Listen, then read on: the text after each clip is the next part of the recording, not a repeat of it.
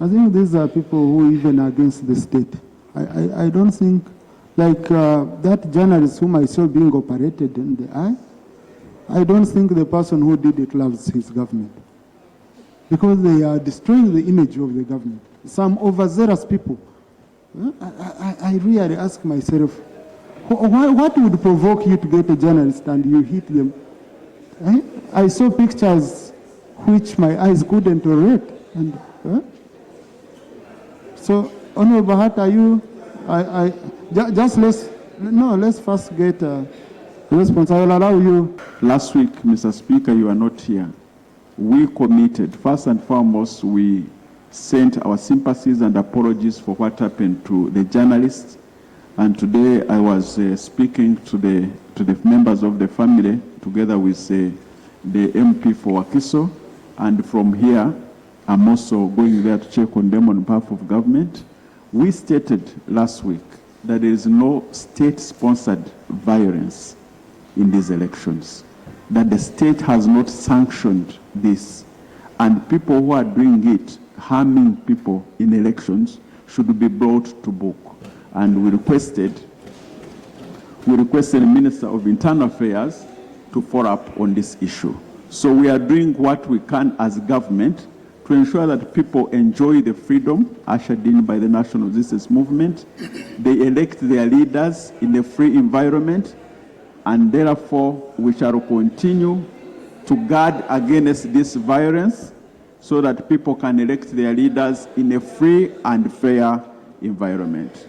This is our commitment, and the Minister of Internal Affairs will come to this House and update the House on what is happening. Thank you. Have this statement? Thursday this week. Okay. Thank you. So, Honorable colleagues, can I request that we wait for Thursday? They bring a statement, and then we give it time. Honorable Speaker, I'm not trying to impeach your guidance on the statement of Thursday, but I think we are leaders in this country, and we should be well educated as to where we are.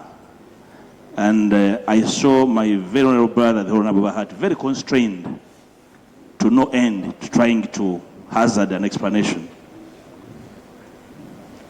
Right, Honorable Speaker, from the last election, those who committed crimes against citizens have never been brought to book, including the gentleman who shot a journalist, Kasirye Ashraf.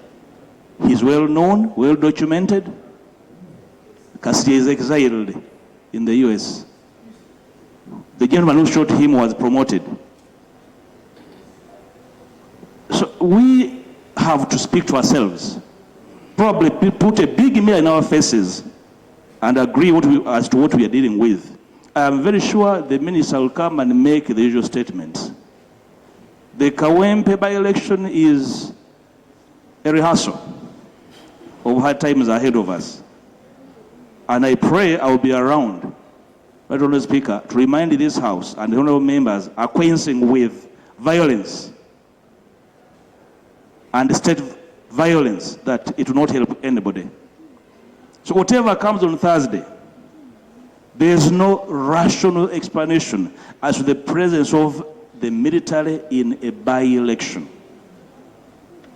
Right, Honourable Speaker, I pray that if we maintain UPDF representation in Parliament, we amend the law, and the army votes their MPs from whatever they are in their barracks, and then we see the kind of democracy they exercise. So there's an explanation, and I want to invite this House, Honourable Speaker, with your guidance, that the commitment should not just be about the minister. We need to understand as a people what we are dealing with. We are dealing with an actual commission that is disempowered. They can do nothing. My brother here, Okupa, could be frog-marched.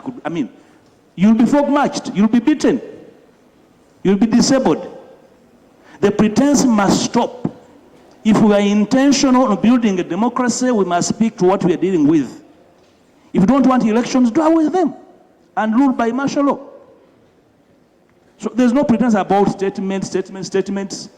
It's simply illegality, it's simply impunity, it's been incubated, it's been accepted, and people think it's the norm. As long as you have power, you are powerful, you can get away with murder. People have gotten away with murder. In fact, murder rewards with promotion. National Speaker, you ordered for the minister to come and make a statement on missing Ugandans. The days passed. It's normal. So what about beating some heads in Kawempe out of their wits? You know, break a few skulls and the day passes.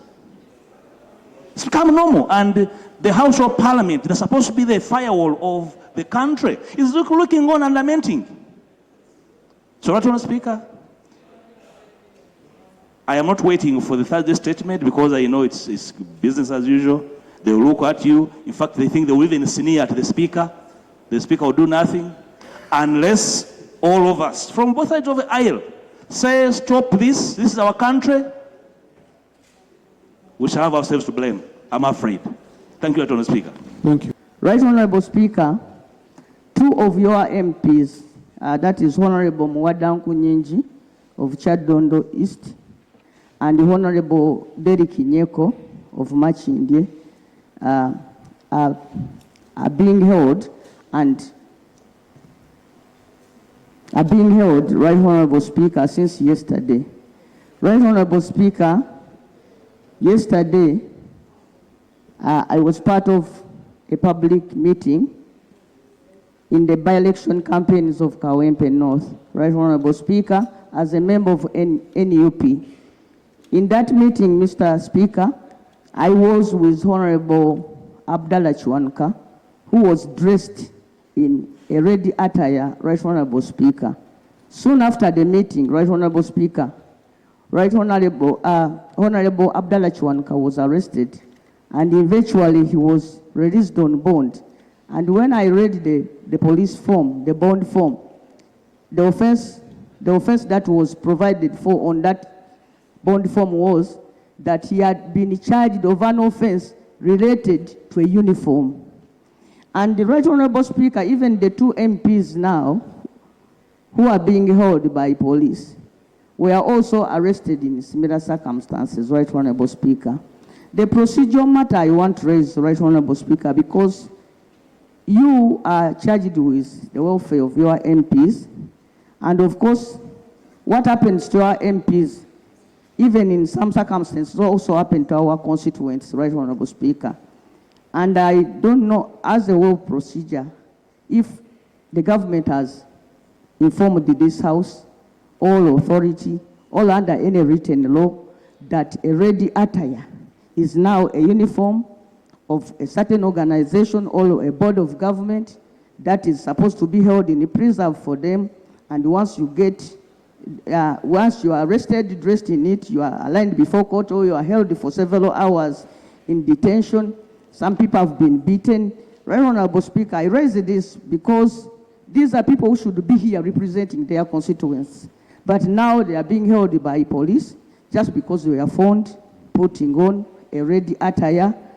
To my understanding, and the best of my understanding, the uniform of the National Unity Platform Party. Thank you, Right Honorable Speaker. And I want you to guide us, Mr. Speaker, that maybe you would call here the minister in charge of the defense to educate the country through this House on what constitutes a uniform of UPDF, so that we can also tell our people and also update ourselves as members of Parliament so that we don't break the law. What is happening in Kawempe is very disturbing. And Mr. Speaker, there is no reason, even if you go to let members, we meet together, those of NRM and that's the opposition. We talk as friends. And we have been meeting on the road as they go for their campaigns, also go for our campaigns. But arresting members, first beating them, you take them for no sufficient cause is not proper. The biggest question here, Mr. Speaker, is the Electoral Commission still in control of these elections, by election. The fourth arm is beaten left and right. Yesterday, I saw a video where the policeman, the judge, was asking the fourth arm, the fourth arm to remove what they had recorded. Why do you come to attack people? Why do you arrest members when you have covered your faces? It is factual that if you're a policeman or you're a soldier and you hide your face, that means you are fearing to show your face. And what you are doing is illegal. Mr. Speaker, I think we want to ask Electoral Commission to prevail over the by-election in Kawempe. If so, that we don't need this by-election, they can stop them and declare somebody other than killing innocent citizens. Women are not supposed to be arrested by men at any cost. Women are supposed to be arrested by women. And Mr. Speaker, what is challenging? These people giving up when they see soldiers, they raise their hands. In the military law, once someone puts his hands up, you just arrest and take other than beating them. So, Mr. Speaker, my last prayer is, are we, as Electoral Commission, just to be in the control of these elections? Because whenever elections become very rowdy and they have, because I'm so happy with the NRM candidate, she's also complaining about the same. We are competing with National Unity Platform. We are competing with FDC. But why do you beat these people you are competing with? It makes us look ugly. And Mr. Speaker, my prayer is, can we know from ministry? Last week, Honorable Bahati was sitting in as the government prime minister. He promised to go and see a journalist who is losing his eyes because of the work he was doing under the law. Under the law. So, Mr. Speaker, I think what one of the numbers has stated and the Honorable Bitex is very pertinent, plus what I'm saying. And the other Ugandans. Yesterday, I arrested about 26 with the MPs. Finally, Mr. Speaker, I looked at Mugabe when he was the president of Ghana, 39 years. Whenever members of the opposition were rioting with the members of parliament, police would arrest them without beating them. They say, do this, please, can you go and you do this? But what is happening here? Nobody, we have the Anti-Torture Act, but torture. Thank you. Thank you, Honorable Saungu. First time we are holding the by-elections. When we lost our colleague, the late Bishop Okabe, you remember we had a by-election in Serere, where we ended up returning his son here. I was with Honorable Amero Susan in the campaign.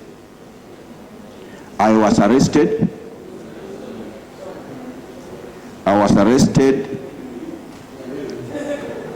I spent a night in the police cells from 4 a.m. up to 4 a.m. Up to date, I have not seen any charge. No one has given an explanation. And I thought, someone would make an explanation. These matters were raised, but nothing. No response. I hope on Thursday, when the minister is coming, he will be able to provide an explanation as to what was the reason for my arrest. But I want to thank you, Right Honorable Speaker and the Speaker, for those who reached out to me. The Electoral Commission tried at that time in vain. I could not get out. So, Right Honorable Speaker, I think this should really stop. This really must stop. We were picked from a church where we're giving the appointment letters to the agents. And Honorable Echero there knows. Only so, Right Honorable Speaker, it's something which spoils the name, not just the name of the government, but the name of the country. And when we travel, what do you expect us when we ask this question? But because we love our country, we are forced to defend our country. But when it comes to this, it's painful when it happens. Thank you, Right Honorable Speaker.